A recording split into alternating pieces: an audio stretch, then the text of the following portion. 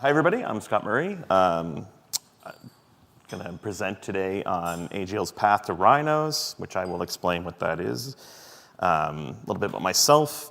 I've been using Linux basically, since the early years. Been doing embedded Linux for, pretty much 25 years now. Worked at Konsulko Group, which is an embedded Linux consulting company since 2014. And we've had a contract to work on AGL since probably the first year or something like that, or second year of AGL. And so I've worked pretty much going on 10 years now on AGL. Doing Yocto Project maintenance, that's a lot of what I do on the project. But as well, over the years, I've done a lot of demo development and maintenance, helping out with the trade show setups and demos.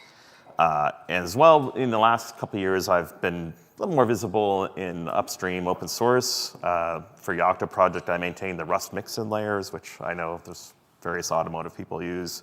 And recently, I just volunteered to be the maintainer or co-maintainer of Meta Security, because the long-term maintainer of that had stepped down a few weeks back. So what is Wrynose? That's whenever we'll address that quickly. And then I'll talk about our path to Wrynose. Then where we are today, because we're not quite there yet, and then some new features and what the development that's remaining is. So what is Wrynose? It's Yocto Project 6. So basically the next LTS release of Yocto. We're on Scarthgap as the LTS release that's most recent. So basically when it comes out next April, it'll get a 4-year cycle. I'm pretty sure it'll be 4 years from the get-go. Dunfell and Kirkstone started as 2 years and got extended. But when Scarthgap was released last year, they said it was going to be 4 years, and I think Wrynose will be the same. The support window does overlap Scarthgap the same way Scarthgap overlaps Kirkstone. And we will, I'm pretty sure, do the same thing where we will keep a branch, I believe will be a Unagi, where we will track the Scarthgap for the whole life of that LTS. Where does Wrynose come from? So all of the recent Yocto Project release names are basically places in the Cumbria Highlands of the United Kingdom. Richard Purdy, the Yocto maintainer, likes to mountain bike here. So this particular one, Wrynose, is basically the pass up in the upper left is the Wrynose Pass. And I think it's the Wrynose River or something like that that runs through there. And so hard to pronounce sometimes. This one isn't so bad. I might struggle with a couple of the ones that are coming up. So how are we going to get there? What's our path to Wrynose? So last year, like I mentioned, we merged Scarthgap support for Royal Ricefish, the AGL 18 release. And so the next branch, which I will explain in a couple minutes here, basically after that release, after we got the dust settled on upgrading to Scarthgap and merging that, we rebased the next branch to track Yocto Project Master again. And then since then, the next branch of AGL has been updated to sort of track upstream. And usually when there's a Yocto Project release in between the LTSs, there's a little more visible work going on around the next branch. So last year I gave a presentation about how we had done the upgrade to Scarthgap, and I did go into quite a bit about the workflow around the next branch. I won't duplicate all that this year, but I will sort of explain the next branch in case folks weren't around for that. So when I say next branch, what do I mean? Early on in AGL, basically we tracked every Yocto Project release, which sort of meant like every 6 or 8 months there was an update. And the work to sort of do that was basically we'd make a branch, do all the changes to do the upgrade, and then we'd merge that stuff back into the AGL master branch, and then we'd throw that branch away. And then when Yocto Project started doing the LTS releases, that became a little less interesting. And so we're like, well, we want to not have to sort of do these things right before an LTS release from Yocto. And so in order to sort of do this a different way, we started before the Dunfell release of Yocto Project in 2020, or before the Kirkstone release, basically we started with this next branch to sort of track things to get to Kirkstone.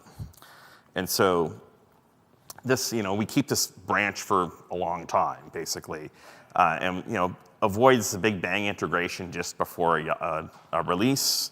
Because we sort of had that happen a couple times where the Yocto release came and we were trying to do all this stuff in a week or two, and it was painful sometimes.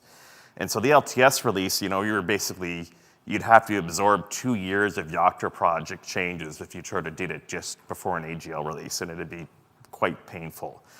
And so this sort of spreads that out. And as well, for years now, we've actually had where the Meta AGL core layer in the Meta AGL repo, Yocto Project upstream are actually doing automated testing of that with their auto builder setup. And so we need to give them something that always works with Yocto Project, like the OE core or Pocky master branch. So we have to have a branch that basically allows that to work. And that's what the next branch is also used for. And so the sort of third benefit is maybe not obvious sometimes, but doing this work basically keeps us sort of apprised of what's going on in upstream Yocto. And sometimes they might change something that's a bit surprising to us, and the impact for like AGL users might be things that we have to sort of discuss with upstream, like maybe do these things a different way, or how do we document this for our users, basically. So keep us sort of in the loop with upstream. So this is sort of the cadence of releases between Scarthgap and Wrynose. And of course, they all have these quite, whatever Welsh or Old English names: Styhead, Walnut Scar, and Windladder. And then finally, Wrynose will be April. So right now, basically, Walnut Scar was just released a couple months ago, and Windladder is the next release of Yocto before, the next one that'll be in between us and getting to the next LTS. So right now, development is ongoing, basically, for the Windladder release of Yocto.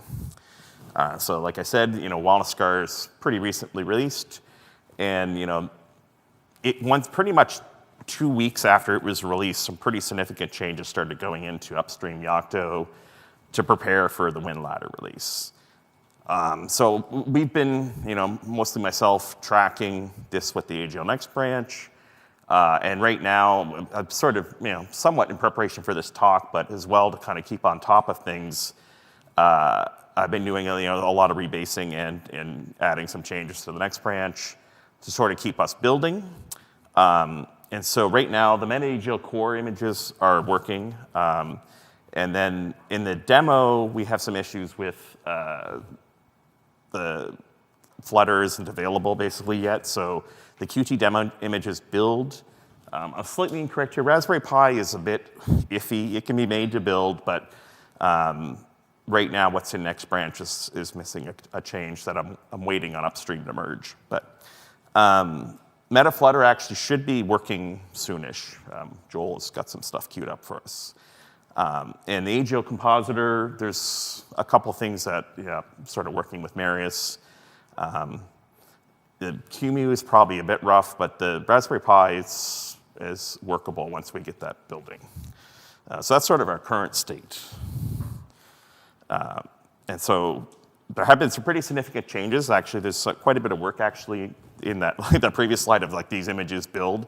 So with the Styhead release last year of Yocto, there was a pretty significant change where they basically added a new variable called unpackdir. And so if this might be a little deep cut for people who might not necessarily do a lot of bit-baked recipes, but basically, you list the things you want to download to build something. Now everything goes into unpackdir, not workdir. And so this would be everything that's in the source URI variable. And the unpackdir is a subdirectory of workdir. So basically, it's sort of like all the things that have been downloaded are now very visible in this sources directory in workdir. And so it used to be that you could say s equals workdir, s is the source directory variable in a bit-baked recipe. When Styhead was released, that stopped working. It's an error now to say that. So that was the first round of updates, is to go through all our recipes and change the things that needed to be changed to unpackdir, tweak things that were, there's typical use case for s equals workdir is a small recipe where it's like a configuration file.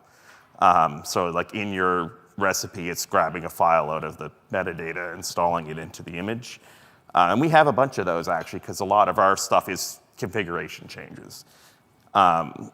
Interestingly, in order to avoid a lot of work on the behalf of recipe maintainers, the classic case of a Git repository being the source of a project or a package was s equals workdir/git. Essentially, a workaround was put in where Bitbake would create a symlink to sort of maintain that visibility so that your recipe would not need to change. And that was how things stood up until a month ago. So that was last year. I had basically did a whole bunch of updates and had us working with this for Styhead.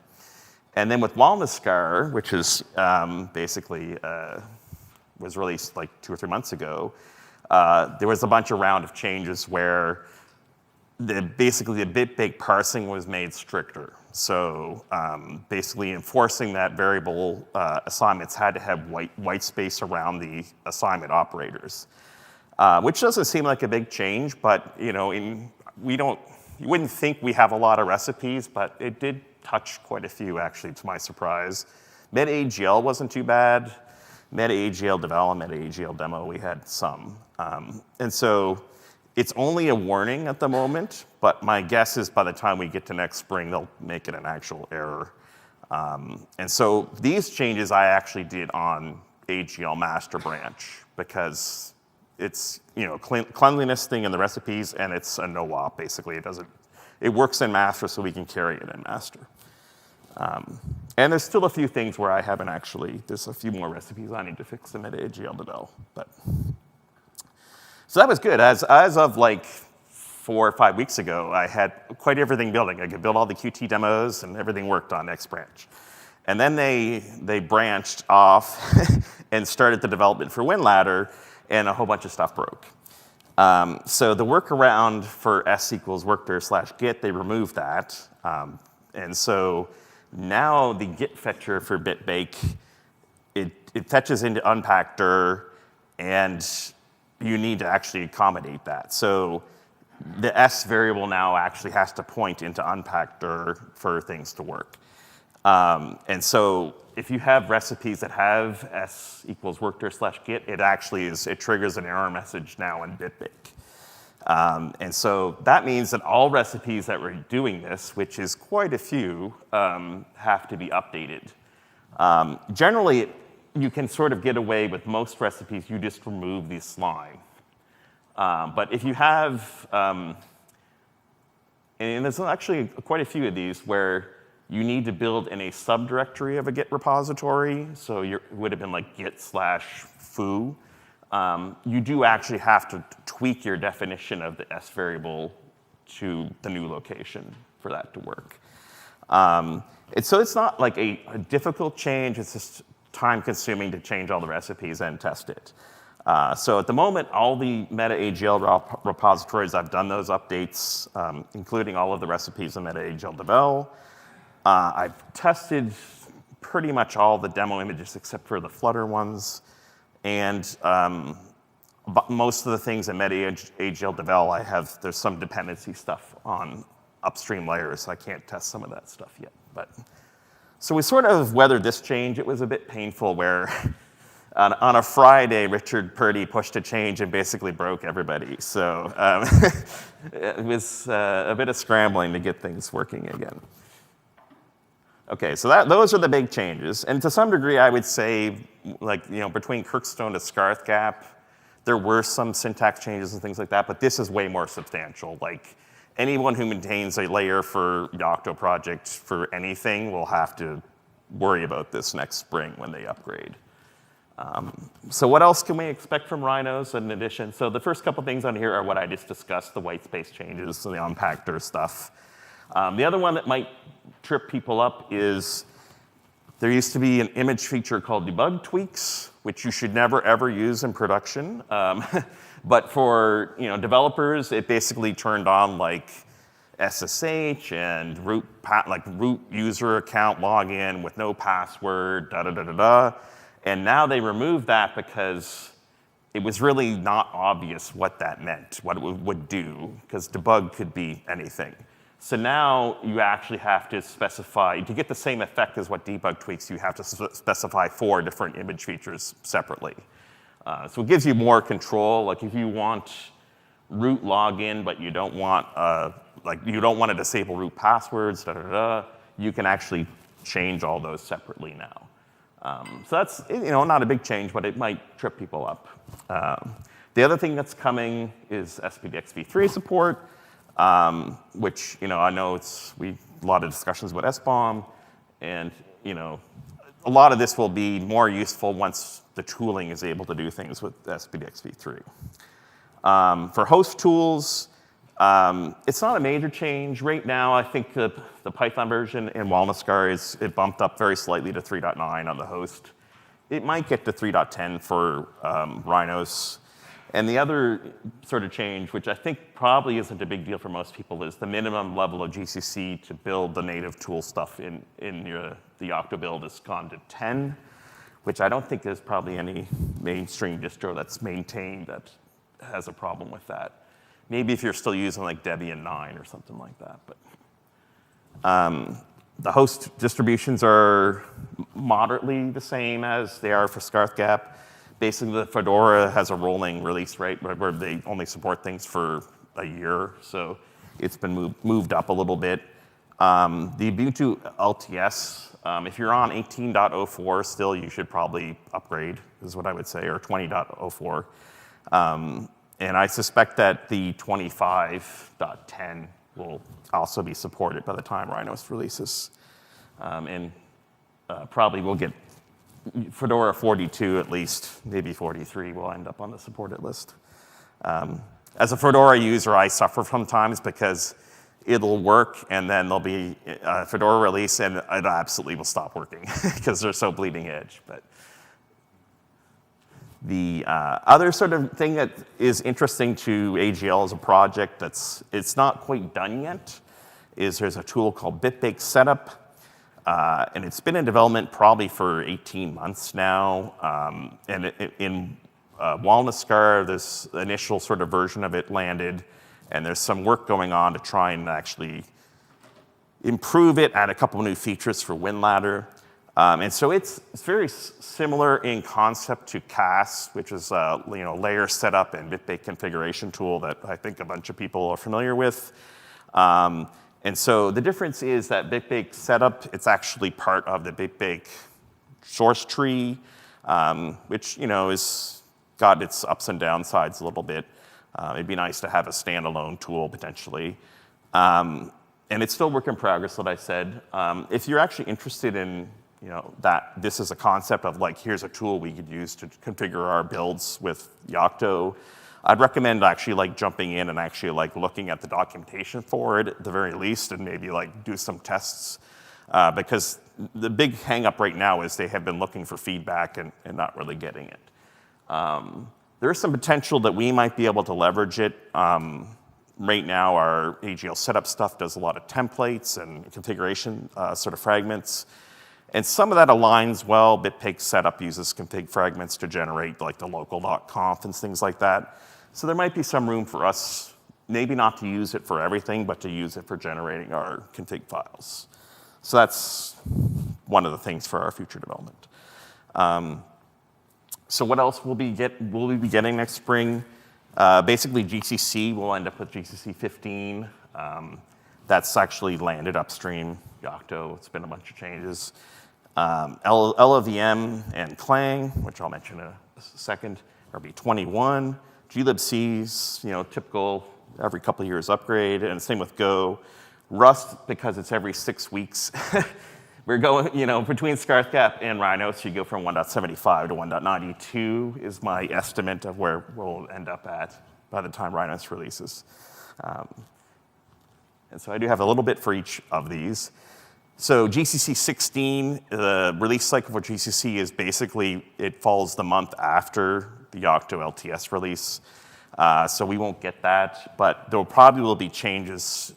Either we'll get backported or we'll make it in time for Wrynose to allow you to build on a machine that has GCC 16, which is very similar to what happened to Scarthgap because GCC 14 released just after Scarthgap came out.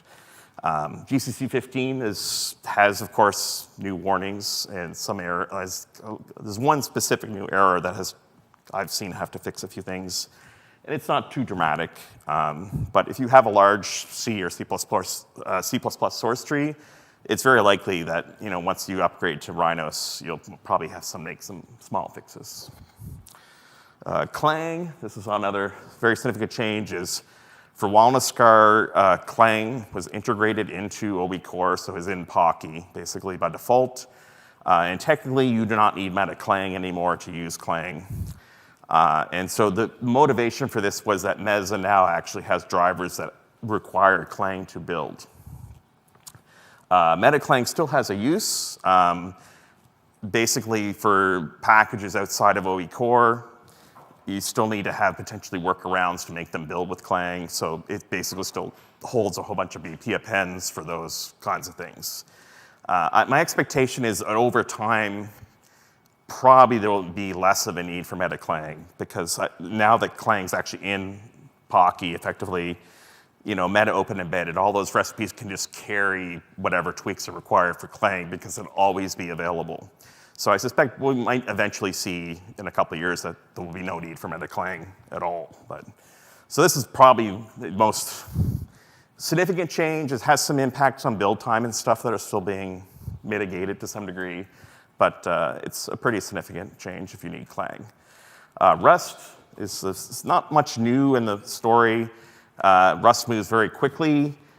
And as a Rust user, we build a couple things with Rust and AGL. You're somewhat at the mercy of the ecosystem of the crate developers. We've had to do Rust upgrades because a crate basically raised their minimum level of Rust. And it's really hard to work around that sometimes. I maintain these mix-in layers for Kirkston and Scarthgap to give newer versions of Rust. And as far as I know, I don't think anything will change for Wrynose. Can you imagine a world where the Rust version on this LTS branch of Yocto does get updated, but we'll see. It's unlikely, I think, in the near future. Linux Yocto, of course, will see a big bump. My expectation is that the LTS kernel at the end of this year, which I believe will be 6.18, will make it in for Wrynose. The wrinkle now is the LTS kernel basically is only 2 years support at the moment. And so that means during a Yocto Project LTS, which is 4 years, what do you do about the kernel after 2 years? And so the plan at the moment is Scarthgap. They're going to update the kernel. It will probably go to 6.12 or 6.18. It will go to 6.18, I think. And that will probably happen next spring sometime, or maybe next summer. And that'll be the first time Yocto does this to see what happens. But the same will apply to Wrynose in another 2.5 years or something. There's been some discussion that glibc will raise its minimum kernel requirements. The number I saw was 5.1, I think, but I don't think it's definite. And I was having trouble finding, I couldn't actually get the sourceware, the GCC mailing list to show up for me because of for some reason my laptop, it didn't like that, something around cookies. So I don't have a good link to explain that. But basically it means that if you have a 4.x based kernel for your BSP layer, you might have some problems next year. And here is a list of some of the big packages. Probably most noticeable for us would be the Mesa and Weston. Basically Mesa's going to go to 26 probably because it will be released early next year or late this year. Weston is, I think, release cycle is going to be like October, November, so we'll probably get Weston 15. And that, those are widely used by everybody in AGL downstream. So sort of glancing over that, probably what will happen if things go to plan is next year at the AMM, I'll be giving a talk about all the stuff that actually did make it. But how do we get there? So what remains to be done? So as we get into the last quarter of this year, I'll probably start doing more frequent rebases, and probably at least once a week or every 2 weeks at the very latest. Bump us to the latest version of Yocto on the next branch, and make sure we're not going to get surprised by anything. And I'd like to expand some of the testing. I typically focus on the QEMU machines, but this time I'd like to make sure that the Raspberry Pi and whatever other BSPs I can get, like a working BSP layer for, try and get that all tested as early as possible so that we're not having to do it in April, May timeframe, actually get it done in beforehand. And as like I said, this big setup is probably worth looking at to see if we can use it for anything. And the goal is to get it merged into master branch as soon as possible in Q2. And for Scarthgap, we basically did that the week that Scarthgap released. We actually merged support for AGL. So if we can repeat that, I'd be pretty happy. If you have a particular platform that you would like to see working as soon as possible next spring, maintenance help is welcome, or testing. And I'll give you a slight caveat that if you check out the AGL next branch, it's not always going to work. But I'm on the Discord, and in the mailing list, you can ping me for help. And like I said, this is an evolutionary thing. The closer we get to next April, the things are more likely to be working. Some links. There's the talk from last year with a bit more detail on how the next branch works. And that's it. And I have a few minutes left for any questions. Thank you.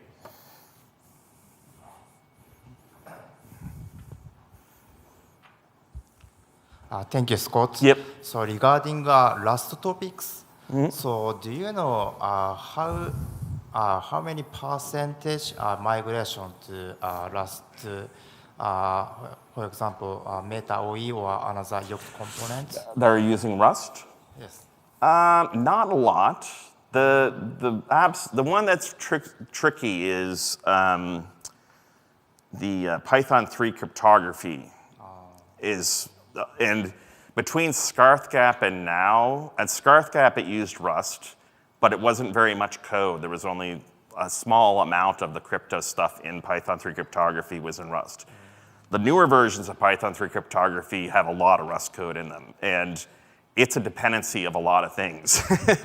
And so you do end up, things you would not think that you would see a Rust compiler in your build, you do.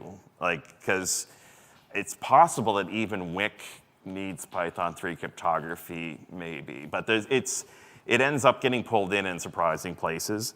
The other one that kind of burns us is librSVG, which is a dependency of a lot of widget stuff. I think it might be actually even a dependency in Qt, but because it gets pulled into our builds. And so it's really hard. Those two are definitely in OE core and have been for quite a while, and it's hard to not get those into your dependency chain.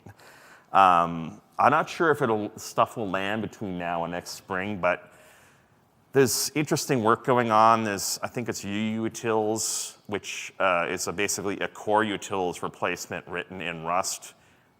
It's either MIT or Apache 2 licensed. And it has some appeal because it's not GPL v3. And Ubuntu have announced they're going to switch to it for 25.10, I think. And so it would be interesting. It's in Meta Open Embedded, or Meta, I think maybe Meta OE layer. It would be maybe interesting to consider having that move to OE core as a build option instead of core utils, because that would be one of the big GPL v3 things. You'd have an option. The thing that hasn't shown up yet is a good replacement for Bash.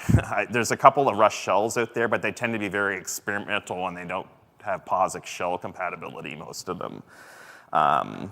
So right now, I mean, you kind of are stuck with the Python 3 cryptography and the librSVG.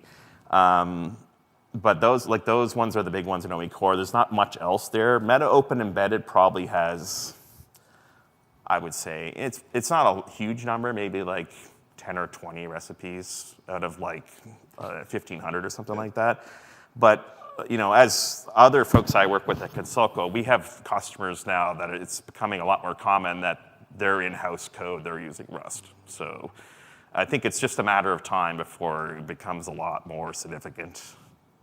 We'll see a lot of Rust stuff. Thank you. Yep. Is time for one more?